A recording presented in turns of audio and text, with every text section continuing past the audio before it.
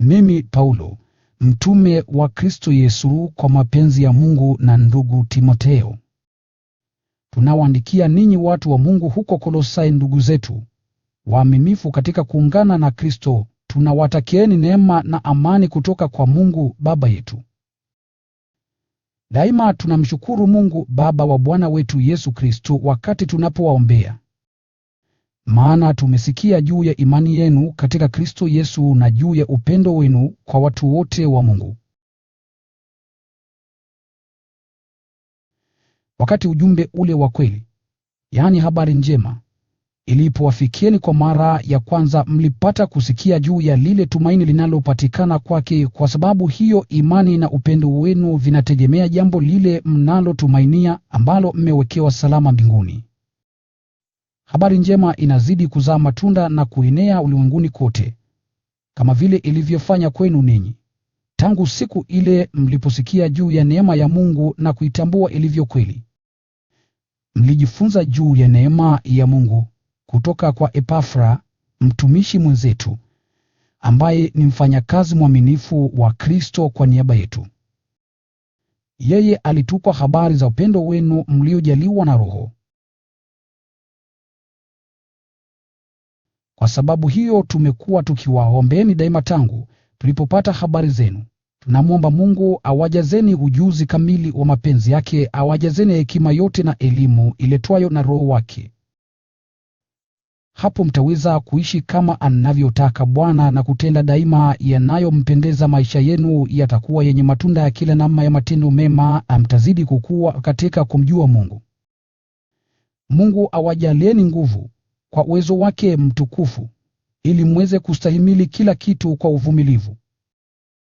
Kwa furaha mshukuruni Baba aliyewawezesha ninyi kuwa na sehemu yenu katika mambo yale Mungu aliyowawekea watu wake katika utawala wa mamlaka. Yeye alituokoa katika nguvu ya giza, akatuleta salama katika ufalme wa Mwana mpenzi, ambaye kwa njia yake tunakombolewa, yaani dhambi zetu zinaondolewa. Kristo ni mfano wa Mungu asiyeonekana, ni mzaliwa wa kwanza wa viumbe vyote. Maana kwa njia ya vitu vyote viliumbwa duniani na mbinguni, vitu vinavyoonekana na visivyoonekana, wenye enzi, watawala wakuu na wenye mamlaka, vyote viliumbwa kwa njia ya yeye na kwa ajili yake. Kristo alikuwako kabla ya vitu vyote, kwa kuungana naye vyote vyadumu mahali pake. Yeye ni kichwa cha mwili wake, yaani kanisa. Yeye ni chanzo cha uhai wa huo mwili. Yeye ndiyo mwanzo, mzaliwa wa kwanza, aliyefufuliwa kutoka wafu, ili awe na nafasi ya kwanza katika vitu vyote. Maana Mungu alipenda utimilifu wote uwe ndani yake. Kwa njia yake Mungu alivipatanisha naye vitu vyote, na viumbe vyote mbinguni na duniani. Alileta amani kwa damu ya Kristo msalabani. Hapo kwanza ninyi pia mlikuwa mbali na Mungu na mlikuwa adui zake kwa sababu ya fikira zenu na matendo yenu maovu. Lakini sasa kwa kifo cha Mwanawe aliyeishi hapa duniani, Mungu amewapatanisha naye kusudi awalete mbele yake mkiwa watakatifu, safi na bila lawama. Mnapaswa lakini kuendelea kuwa imara na thabiti katika imani hiyo, na msikubali kusukumwa mbali na tumaini lile mlilopata wakati mlipoisikia habari njema. Mimi Paulo nimekuwa mtumishi wa hiyo habari njema ambayo imekwisha hubiriwa kila kiumbe duniani. Na sasa nafurahi kuteseka kwa ajili yenu, maana kwa mateso yangu hapa duniani nasaidia kukamilisha kile kilichopungua bado katika mateso ya Kristo kwa ajili ya mwili wake, yaani kanisa. Nami nimefanywa kuwa mtumishi wa kanisa kufuatana na mpango wake Mungu, ambao alinikabidhi kwa faida yenu. Mpango wenyewe ni kuutangaza kwa ukamilifu ujumbe wake, ambao ni siri aliyowaficha binadamu wote tangu milele, lakini sasa amewajulisha watu wake. Mpango wa Mungu ni kuwajulisha watu wake siri hii kuu na tukufu, ambayo ni kwa ajili ya watu wote, na siri yenyewe ndiyo hii: Kristo yuko ndani yenu, na jambo hilo lamaanisha kwamba ninyi mtaushiriki utukufu wa Mungu. Kwa sababu hiyo tunamhubiri Kristo kwa watu wote, tunawaonya na kuwafundisha wote kwa hekima yote, ili tuweze kumleta kila mmoja mbele ya Mungu akiwa amekomaa katika kuungana na Kristo. Shapiteri. Kwa madhumuni hayo mimi nafanya kazi na kujitahidi, nikiitumia nguvu kuu ya Kristo ifanyayo kazi ndani yangu. Napenda mjue jinsi ninavyofanya kazi kwa bidii kwa ajili yenu, kwa ajili ya watu wa Laodikia, na kwa ajili ya wote ambao hawajapata kuniona kwa macho.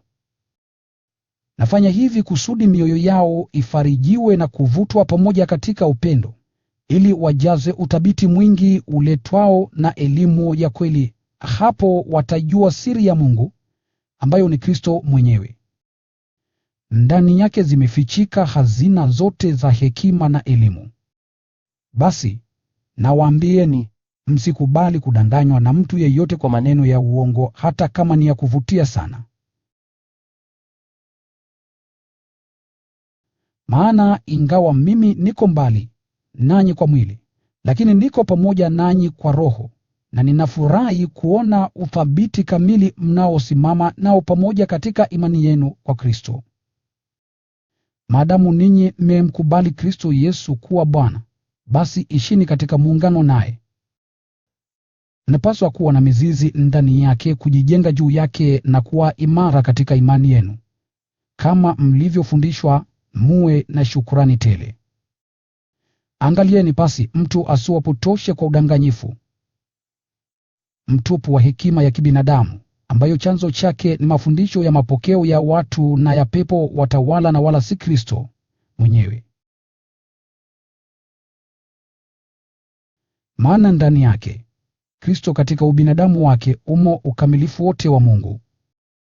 Nanyi mmepewa uzima kamili katika kuungana naye yeye yuko juu ya pepo watawala wote na wakuu wote.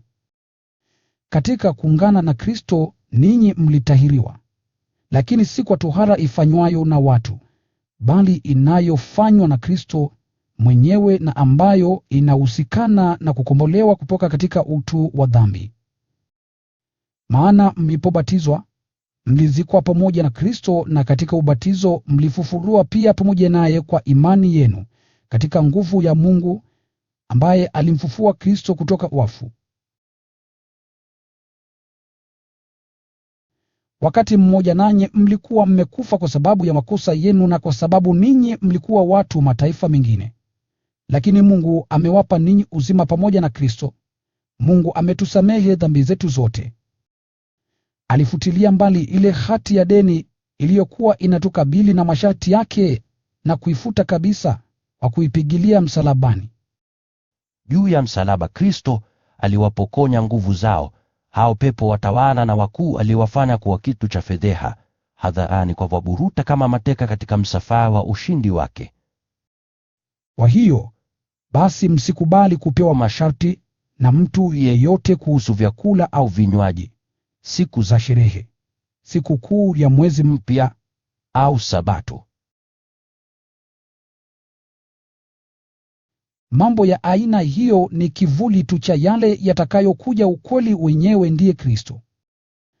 Msikubali kuhukumiwa na mtu yeyote anayejitakia kuwa wa maana kwa sababu ya maono ya pekee, na ambaye anasisitiza juu ya unyenyekevu wa uongo na ibada kwa malaika. Mtu wa namna hiyo amepumbazika kwa fikira danganifu za kidunia, na amejitenga na Kristo aliye kichwa cha huo mwili. Chini ya uongozi wa Kristo, mwili wote unalishwa na kuunganishwa pamoja kwa viungo na mishipa yake, nao hukua kama atakavyo Mungu. Ninyi mmekufa pamoja na Kristo na kukombolewa kutoka nguvu za pepo watawala wa ulimwengu. Kwa nini basi kuishi tena kama vile mngekuwa wa ulimwengu huu? Ya nini kuwekewa masharti? Msishike hiki, msionje kile, msiguse kile. Mambo haya yote yanahusika na vitu vyenye kuharibika mara tu vinapotumiwa. Hayo ni maagizo na mafundisho ya kibinadamu tu. Chapteri. Kweli masharti hayo yaonekana kuwa ya hekima katika namna ya ibada ya kujitakia wenyewe unyenyekevu wa uongo na kuutendea mwili kwa ukali. Lakini kwa kweli, haifai chochote kuzuia tamaa za mwili. Basi ikiwa mmefufuka pamoja na Kristo, tanieni mambo ya juu, kule Kristo aliko ameketi upande wa kulia wa Mungu. Muwe na hamu ya mambo ya huko juu na sio mambo ya hapa duniani. Maana ninyi mmekufa na uzima wenu umefichwa pamoja na Kristo katika Mungu. Uzima wenu halisi ni Kristo, na wakati atakapotokea ndipo nanyi pia mtakapotokea pamoja naye katika utukufu. Basi komesheni kabisa kila kitu kilicho ndani yenu ambacho chahusika na mambo ya kidunia: uasherati, uchafu, shauku, tamaa mbaya na uchu ambao ni sawa na kuabudu sanamu. Kwa sababu ya mambo hayo hasira ya Mungu huwajia wote wanaomwasi. Wakati mmoja ninyi pia mliishi kufuatana na mambo hayo mlipotawaliwa nayo. Lakini sasa mnapaswa kuachana na mambo haya yote: hasira, tamaa, uovu, kufuru au maneno yasiyofaa yasitoke kamwe vinywani mwenu.